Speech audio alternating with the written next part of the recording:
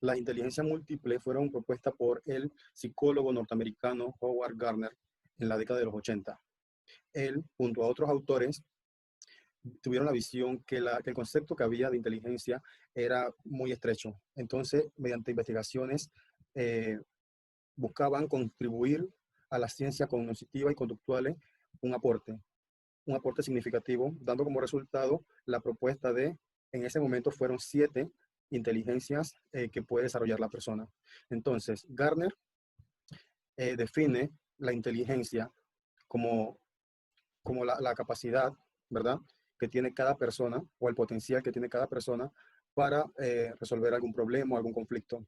Él dice que esta capacidad no puede ser medida, no puede ser cuantitativa y solamente puede ser observada y mediante ciertas estrategias puede irse desarrollando.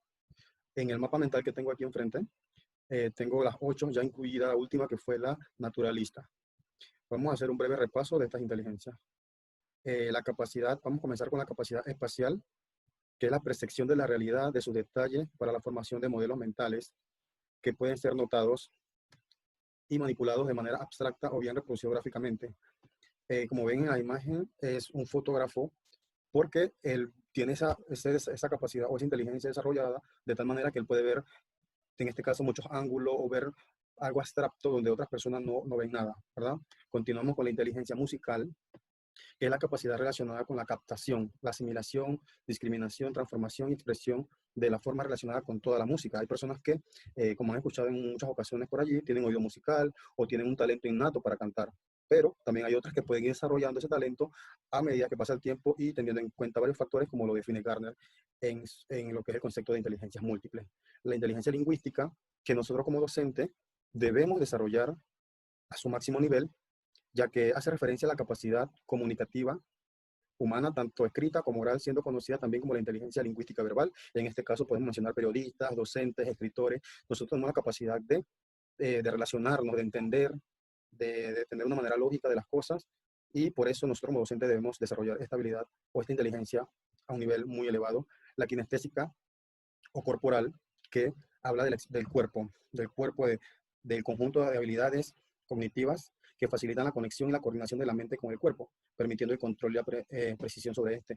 Hay personas que practican la contorsión, que lo hacen de una manera tan increíble que muchos decimos no lo podemos hacer, pero como todo se puede desarrollar.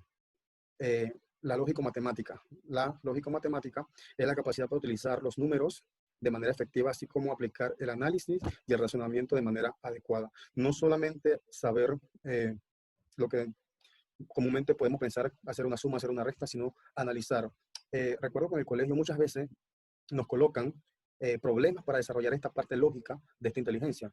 Eh, nos ponen la parte matemática que es, por ejemplo, 2 más 2, y nos ponen la parte lógica matemática donde nos plantean un problema. Por ejemplo, el granjero fue al mercado, compró 2 libras de un producto, pagó tanto por el producto, y entonces nos plantean, nos hacen una pregunta y nosotros debemos analizar ese problema lógico-matemático y dar una respuesta al mismo. La interpersonal.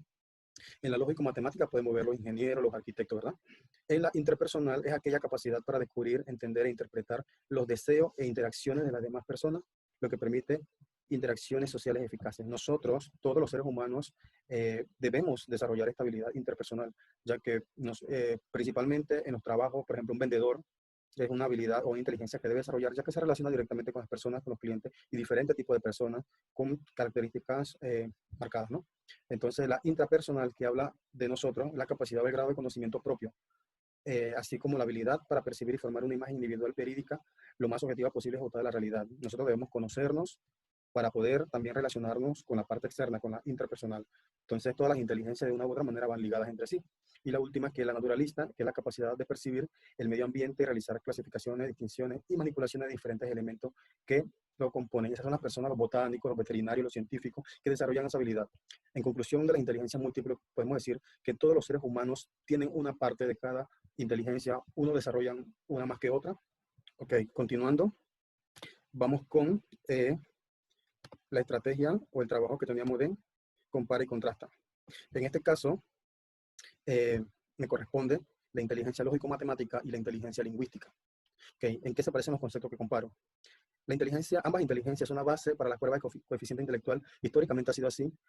Ahí coloqué o coloco que puedo mencionar el ejemplo de la Universidad Tecnológica. Cuando ingresé a la Universidad Tecnológica, y es el mismo examen que hacen en la Universidad de las Américas, el examen de admisión o de conocimientos académicos se enfocan en la parte de razonamiento verbal y lógico-matemática. Son básicamente la parte donde se enfoca esta evaluación. Y viéndolo en un contexto social, podemos decir que la mayoría de los estudiantes hacen el comentario de que la Universidad Tecnológica, tiene el examen de admisión más difícil, y es por la simple razón que enfoca su evaluación o su prueba en la inteligencia lógico-matemática y el razonamiento verbal, que está dentro de la lingüística. Okay. 2. Son áreas que se relacionan con todos los terrenos. En nuestro currículum nacional se imparten las materias, nosotros como docentes debemos estar conscientes de eso, y como estudiantes que fuimos del nivel inicial hasta el secundario, las materias o las áreas de matemática y de español, en este caso lingüística, se imparten desde el nivel inicial, desde kinder hasta que llegamos a sexto año, inclusive en la universidad todavía se mantienen, porque como dije, son materias o son áreas que se relacionan con todos los demás terrenos, con todas las otras materias, con ciencias naturales, con ciencias sociales, con la que sea, todas se relacionan entre sí, entonces es como fundamental en el currículum, ¿verdad? Estimulan las dimensiones madurativas de los niños y niñas. Al igual que las otras inteligencias múltiples, estas desarrollan, como dice, desarrollan todos los aspectos que el niño puede desarrollar en su infancia para ir progresivamente agrandando o expandiendo su conocimiento en estas áreas. Entonces, a lo que me voy nuevamente es que es como la parte fundamental o la parte básica. Las inteligencias que interactúan entre sí de forma compleja. Es básicamente lo mismo, lo que acabo de decir. Esto se relacionan no solamente en un área académica, un determinada área, una materia, sino que, por ejemplo, haciendo una actividad, podemos relacionar 2 o 3 o más inteligencias en un juego, en un paseo, en una charla, o sea, todas están interactúan entre sí. Puede ser influenciada por experiencias cristalizantes y paralizantes, como lo mencioné en el video del macglosario, en la parte macglosario. ¿Qué son las experiencias cristalizantes? Las experiencias cristalizantes, resumiéndolo, son experiencias que pueden desarrollar esa inteligencia. Recuerde que los niños principalmente comienzan con cierta tendencia que nos pueden indicar a nosotros de que tiene de repente afinidad por esa inteligencia, pero hay ciertos eventos o ciertas cosas que de repente se vuelven como un trampolín para que ese niño se impacte de una manera positiva y desarrolle esa inteligencia, o por el contrario, las experiencias paralizantes que hacen lo contrario, como menciono, de cohibir al niño y de que se limite o abandone la inteligencia, aunque tal vez la tenga, pero no lo haga más. Puede ser, en este caso, paralizante pueden ser la pena, puede ser una mala experiencia, pueden ser factores también económicos. Recuerden que un niño con aptitud musical, tal vez una familia demasiado pobre, humilde, o sin acceso a un elemento de música o una guía musical que un padre no pueda pagar, o sea, lo va a limitar, ¿no? Y cristalizante puede ser, por ejemplo, Einstein, puedo dar el ejemplo de Einstein, cuando estaba niño conoció lo que era una brújula y sintió fascinación por descubrir cómo funcionaba la brújula, y fue lo que lo llevó a desarrollarse, a ser la persona quien es, ¿no? Continuamos. ¿En qué se diferencian los conceptos? Ok, en los estilos de aprendizaje se diferencian los conceptos. En la lógica matemática podemos utilizar rompecabezas, nosotros como docentes, formar figuras, actividades como estimar distancia, juegos de análisis lógica, situaciones de lógica matemática aplicada en el entorno, porque es más fácil que el estudiante quiera aprender algo que se relaciona a su entorno a querer aprender algo que tal vez piense que no le va a servir, aunque la matemática sirve para toda la vida. Y eso de igual manera capta la atención del estudiante, ¿verdad? Y en la lingüística, las estrategias o los estilos de aprendizaje serían escuchando una explicación, el niño inventando un cuento, una historia, que aquí en Panamá se hacen concursos de crear cuentos, hablando con otros niños sobre el tema. Me pasó cuando fui docente en un colegio, había un niño que debatía todos los temas con otros niños y era sumamente interesante escucharlo, leyendo, haciendo un resumen escrito, entre otras tendencias. Es lo que mencionaba más arriba. Por ejemplo, en los bebés se vuelven muy observadores, comienzan a manipular todo tipo de objetos en la lógica matemática, se muestran absortos en la tarea, exploran cuando rodean, investigan, experimentan nuevas utilidades para las cosas, rápidamente averiguan el funcionamiento de los juguetes y prefieren los mecanismos complejos a los simples. Ya con esas características podemos decir que el niño puede tener tendencia a la lógica matemática, que le gustan los números, como mencioné, los juegos, rompecabezas y lo demás. En el tema lingüístico, desde bebé utilizan el lenguaje para comunicarse, comienzan a hacer balbuceos desde sumamente pequeños, con sonidos y para llamar la atención de los adultos, ¿verdad? Le gusta la historia, le gustan los cuentos, poemas, letras, canciones, jugar con palabras, hablar de sus experiencias y más adelante leer y escribir. En el hemisferio, recuerden que las inteligencias múltiples vienen del estudio cerebral, ¿no? Entonces dice que nosotros tenemos desarrollado el hemisferio izquierdo y el hemisferio derecho. Entonces la lógica matemática se desarrolla en el hemisferio lógico, que es la parte izquierda, y solamente utiliza una parte del cerebro. Y la lingüística se desarrolla en ambos hemisferios. Profesiones. En la matemática, lógico-matemática, podemos encontrar maestros, matemático, contable, estadístico, científico, informático, economista, ingeniero, arquitecto, banquero, entre otros, porque es el área donde se desarrolla esta inteligencia. Y en el caso de la lingüística, como mencioné, los profesores, los poetas, dramaturgos, escritores, editores, periodistas, oradores políticos, cuentacuentos, entre otros, ¿verdad? En conclusión, e interpretación de la información que compare, puedo decir que las personas poseen una parte de cada una de las 7 inteligencias múltiples, en este caso ya serían 8. Hay quienes desarrollan una más que otras y dependen de algunos factores como le mencioné, económicos, cristalizantes, bueno.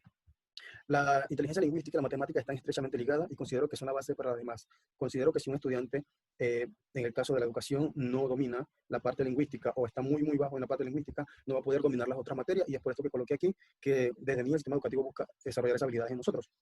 Si una persona no lee, analiza o entiende una indicación, es probablemente que fracase en esto, ¿verdad? Y eso va a llevar a que fracase en las otras asignaturas, ya que no comprende las indicaciones que le da el docente o no analiza las preguntas que el docente le puede hacer. También podemos ver en la prueba de pista y en las evaluaciones nacionales que la mayoría de países tienen deficiencias en el área de español y matemática. Nosotros como docentes tenemos un rol que es descubrir la inteligencia que tenga cada niño en nuestro salón de clase, ¿verdad? Y nosotros mediante esta manera podemos buscar estrategias, dinámicas para aportar al desarrollo de esa habilidad, de esa inteligencia, y para que el proceso de enseñanza-aprendizaje de ese niño sea más satisfactorio. Bueno, al final me quedo con la imagen de que un pez fuera del agua no es lo mismo que un pez dentro del agua. Entonces, sería todo. Muchas gracias.